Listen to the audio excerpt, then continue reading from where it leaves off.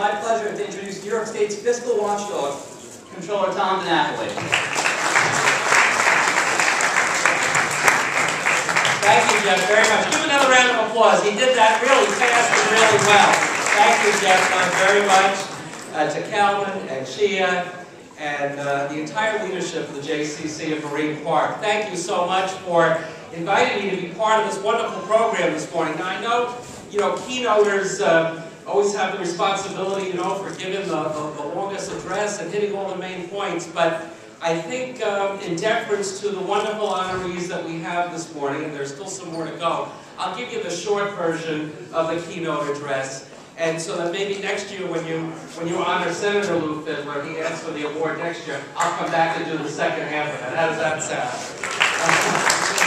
Let me just hit a couple points. And really, the keynote is really more the men and women that you're honoring this morning. What an incredible array of community leaders, religious leaders, elected officials, law enforcement leaders as well. These are people that make Marine Park and Brooklyn be the fantastic community that you have here and that you all are a part of. That's really the message, I think, of the tough times that we're going through. When I was driving to get here this morning, getting off the Jackie Robinson, still thinking of it as the Interborough, it was somewhat interesting to reflect because we drove past Alabama Avenue in East New York, which is where the DiNAOPLI home was that I remember as a young boy when I would go visit my great-grandmother. She continued to live there until she passed. And I remember when my grandmother talked about growing up in East New York. She was actually born down south and moved up here after her father died. And East New York was a community largely of Italians and Jews. And it was a community of people that were equal and not having very much at all. But it was a community that worked because people were there for each other. First of all, through the family unit, then certainly through organizations affiliated with the synagogues and with the churches, and neighborhood associations as well. And I know my grandma always talked about her best friend being a Jewish girl she met when she first moved into the neighborhood, and that was a lifetime friendship for her.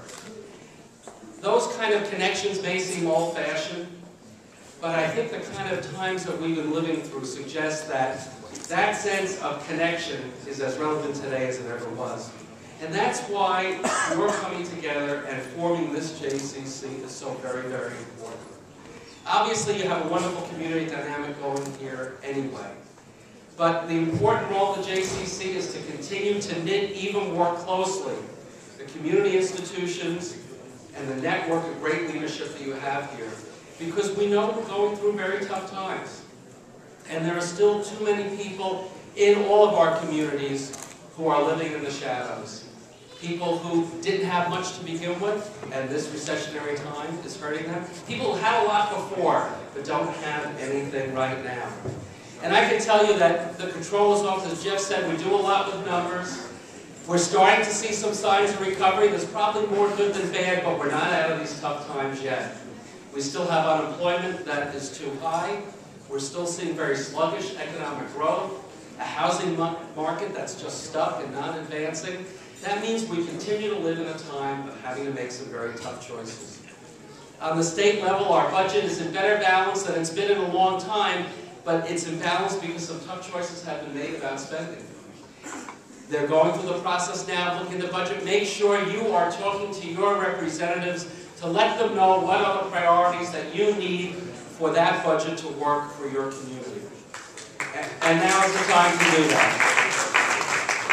And I want you to know, we do focus on the not-for-profit sector. And all the agencies that work with the JCC here, the JCC itself, you're providing vital services to people. And we want to make your job go a little more smoothly. When New York State does its contracts with not-for-profits, we do a study on this every year. And for the contracts valued $50,000 or more, when they have to get the contract going, you ever heard that the contract is late? It's in the mail, but they didn't get it. You know what the reality is? 93% of the state contracts to our not-for-profits who are providing services to people are late. That's totally unacceptable. And we are pressing the state agencies to get those contracts done on time. That way you can get your payments done on time and you can continue to provide those services. We're also providing workshops to help not-for-profits navigate through these tough times. We'll let you know about that. A last point that I just want to address because it's been mentioned. We're concerned about our neighborhoods, the security on the streets, the security of our families, and of our local economies. We're also concerned about the security in the global world that we live in. And I just want you to know, Helene Weinstein, one of your honorees, and her colleagues, Alan Maisel was here, Senator Golden, they did a wonderful thing very recently. They enacted an Iran divestment statute for the state of New York, putting New York in a leadership position. So we're not going to do business with businesses that are involved in the energy sector in Iran.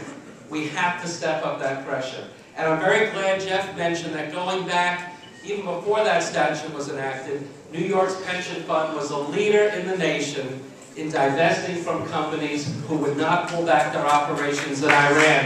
We're going to continue to keep that pressure there in each and every way. So let me end it there. Congratulations to all the wonderful honorees. I look forward to my office partnering with each and every one of you for a very long time to come. Mazel tov to everyone who's honored. Have a beautiful day, everyone. Thank you.